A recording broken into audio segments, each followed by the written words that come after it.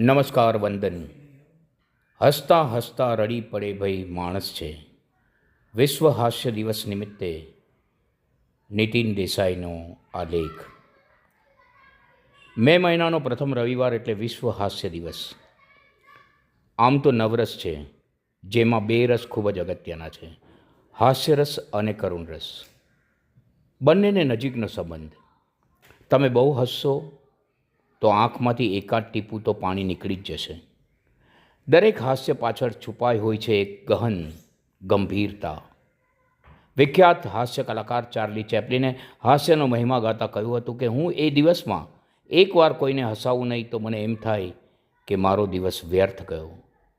આ વાંચીને આપણને થાય કે આપણે આપણી આસપાસના એકાદા માણસને આખી જિંદગીમાં એકાદી વાર પણ ખુશ ન કરી શક્યા તો જિંદગી વ્યર્થ જશે. તો પૃથ્વી પર જન્મ લેતો દરેક માણસ પહેલાં રડે છે અને સૌ હસે છે. આ જોઈ એમ પણ થાય કે પૃથ્વી પર માણસનો જન્મ પોતે રડીને પણ અન્યને હસાવવા માટે જ થયો છે. આ કાળમાં કોઈકને હસાવવું એટલે પરપોટાની અંદરથી પાણી કાઢવા જેટલું કઠિન કામ છે.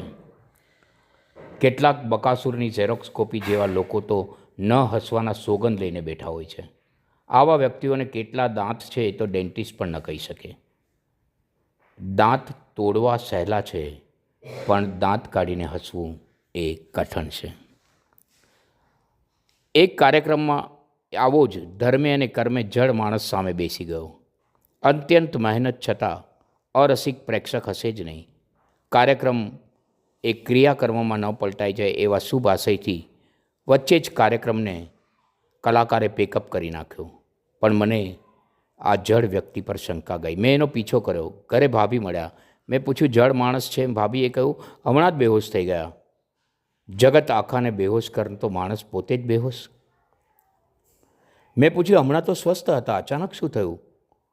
ત્યારે ભાભીએ કહ્યું, હાસ્યની વાતો સાંભળી ઘરે આવ્યા પછી અચાનક એમને સમજાયું કે હસવાનું તો રહી જ ગયું. બસ પછી તો પાગલની જેમ ઘરે હસતા હતા, હસવામાં ને હસવામાં બેહોશ થઈ ગયા. સાચા સમયે હસી લીધું હોત તો બેહોશ થવાના દિવસો તો ન આવત. હાસ્ય ઓછામાં ઓછું માણસને હોશમાં તો રાખે જ છે. હાસ્યના અનેક પ્રકારો છે. એમાં સ્મિતને સમજવું અઘરું છે. એક કુંવારો છોકરો એક લીલીછમ છોકરીને રોજ સ્મિત આપે, પણ છોકરી સ્મિતનો કોઈ પ્રત્યુત્તર ના આપે. છોકરાથી રહેવાયું નહીં. એક દિવસ એણે છોકરીને પૂછી દીધું, તમને સ્મિત પસંદ નથી? છોકરીએ કહ્યું, મને સ્મિત બહુ ગમે. તો ક્યાં છે તમારું સ્મિત?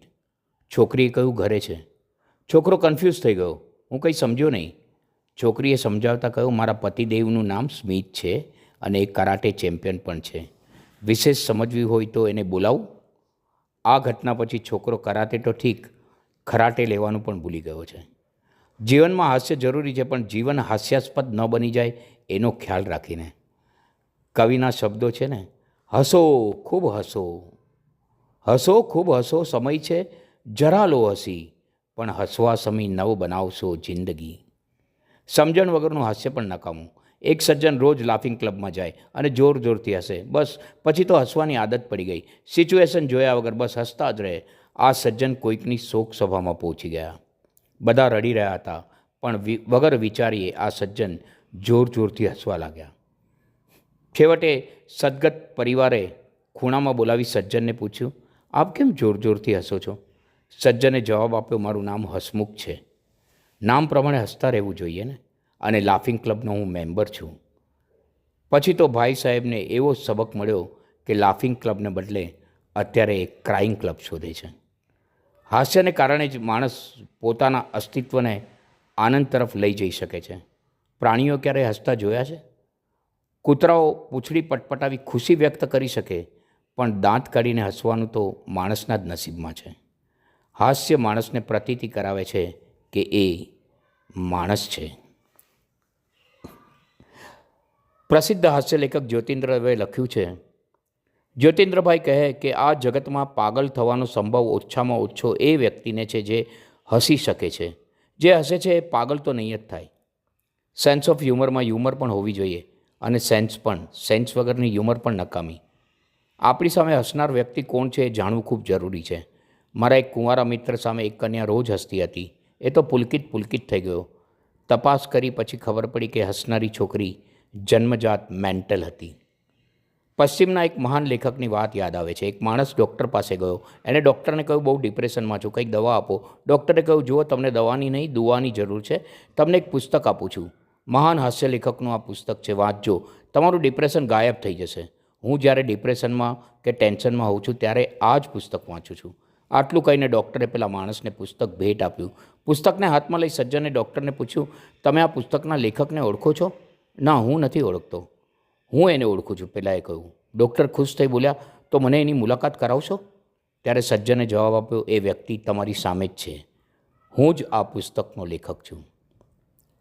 એટલે જ કહે છે ને, તમારે હાસ્યકાર બનવું છે, હાસ્ય કલાકાર બનવું છે. ક્યાં છે તમારા આંસુઓ? Where is your tears? આંતરરાષ્ટ્રીય હાસ્ય દિવસ એટલે આપણે ગુમાવેલા હાસ્યને ફરી પ્રાપ્ત કરવાનો અવસર. આપણું એક નાનકડું હાસ્ય કોઈકને નવું જીવન આપી શકે છે.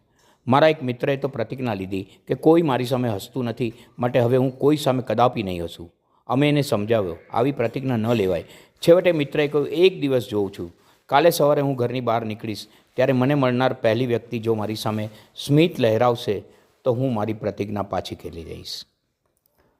મારી પ્રતિજ્ઞા પાછી ખેંચી લઈશ. એ મિત્રને મળનાર પહેલી વ્યક્તિ આપણામાંથી જ કોઈ હોય તો? આપણે ન હસી શક્યા તો? હાસ્ય વગરનો આપણો ચહેરો કોઈના જીવનમાંથી કાયમ માટે સ્મિત ગાયબ કરી શકે છે. કવિ જયંત પાઠકના શબ્દો, હસતા હસતા રડી પડે ભઈ માણસ છે. જોકે અત્યારે રડવું એટલે આવે કે આ જગતમાં હાસ્ય ગાયબ થતું જાય છે. વિશ્વ હાસ્ય દિવસને યાદ કરીને હાસ્યને વધુ સર્વત્ર ફેલાવીએ અને સૌને હસીએ અને હા, હસાવીએ.